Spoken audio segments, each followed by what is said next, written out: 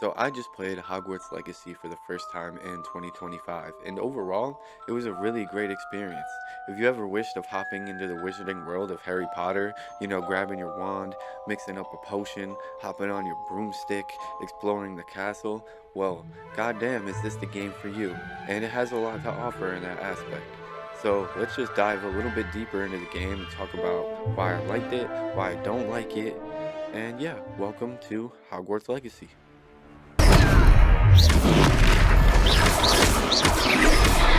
What was that? Hogwarts Legacy, you are a fifth-year student attending Hogwarts for the first time.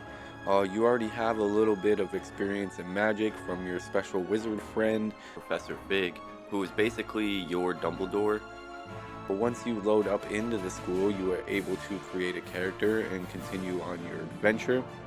This ultimately leads to you finding out that you have some sort of ancient magic wizard powers, and you are able to use ancient magic, you are able to see ancient magic, and this becomes the key of saving the world from a stupid, evil little goblin man who is trying to destroy the world with said ancient magic. Perhaps your young friend here will be more helpful.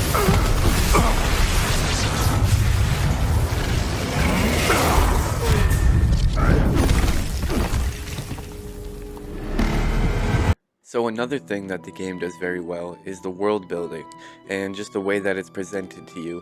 Walking through the castle and seeing all the paintings, seeing all the classrooms, seeing the ghosts fly throughout, going to the Great Hall and seeing all the students eating, having the boathouse like right down the way, and just all those like little hints and nods to the movie where you see it and you're like, oh shit, that's from the movie. Like even like the hidden passage that is mentioned that brings you to Hogsmeade, or just the janitor's thing or whatever it was, the housekeeping guy, whatever, he put the plaques up on the wall, and if you go down to that area, it is there.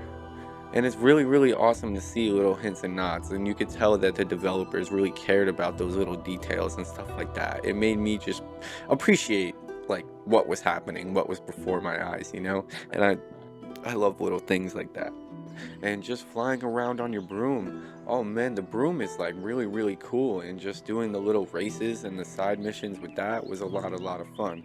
And then later on in the game you can unlock a mount, a hippogriff, and just the mission to unlocking that and riding around in that just feels really badass. I'm not gonna lie, it's really cool just flying around on that eagle horse Pegasus thing. Like, I enjoyed that a lot.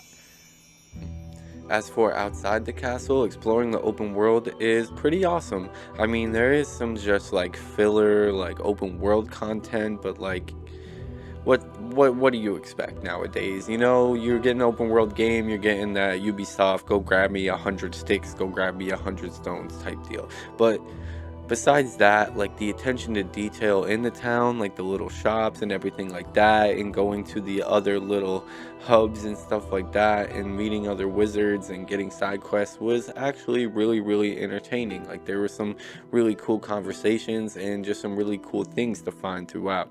And just flying around, it's a very beautiful world that the developers have built. Like, you want to get on your fucking broom and fly around and just see what the world has to offer, what it has to show you. You want to pull out your camera mode and take a couple pictures, because it's frankly, it's very beautiful. It really is.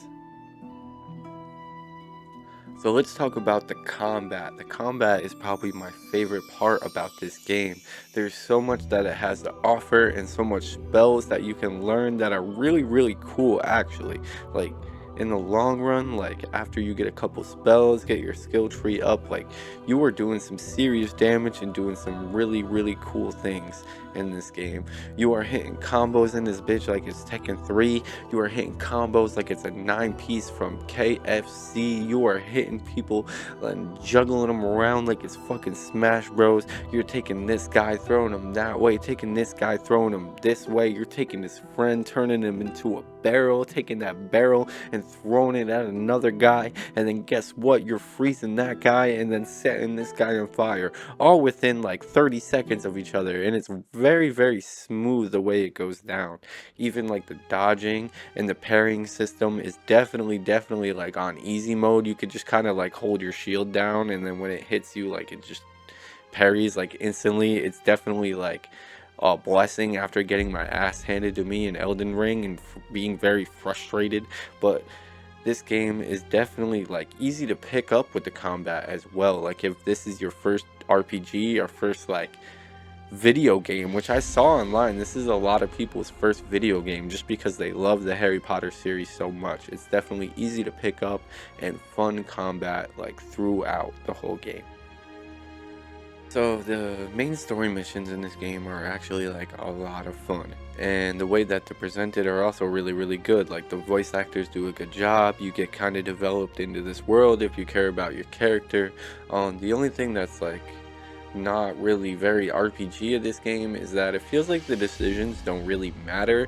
Like if you want to be a bad guy or you want to be a nice guy, like no matter what you say, like the outcome is going to be the same just to keep the story pushing on and going. Like it feels like it's not really affecting anything in the long run. There's some side quests that I love a lot, like the one with Sebastian and going through that whole thing with his sister and his family. And there's some side quests that I don't very care for that much, like breeding animals and capturing animals. Like that wasn't my type deal, but it's like you kind of had to do it to progress the story, so I wasn't really like for that. But I can understand why people would be like into that type of thing, I guess.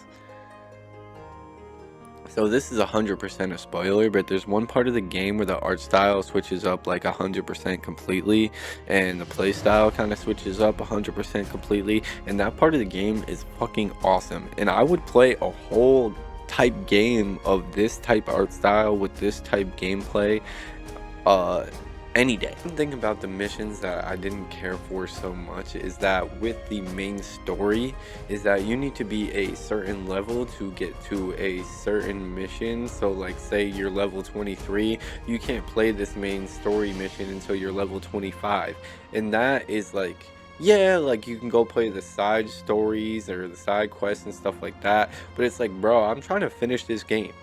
I have already put like 40-50 hours into this game. Like I'm trying to wrap it up at this point. Like can we get to that? And it's like, no, you have to go level up. You gotta go fucking breed some fucking thestrals. You gotta go do all this and that.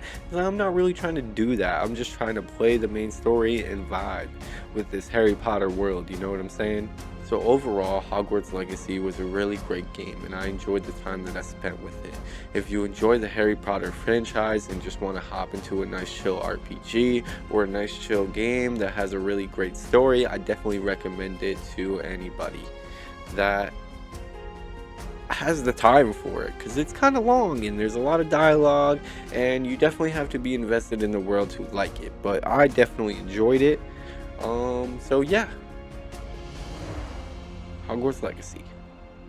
The next video that I am working on is for Starfield, a game that I was very hyped for, but have a lot of thoughts about it. So if you want to see that one, please let me know.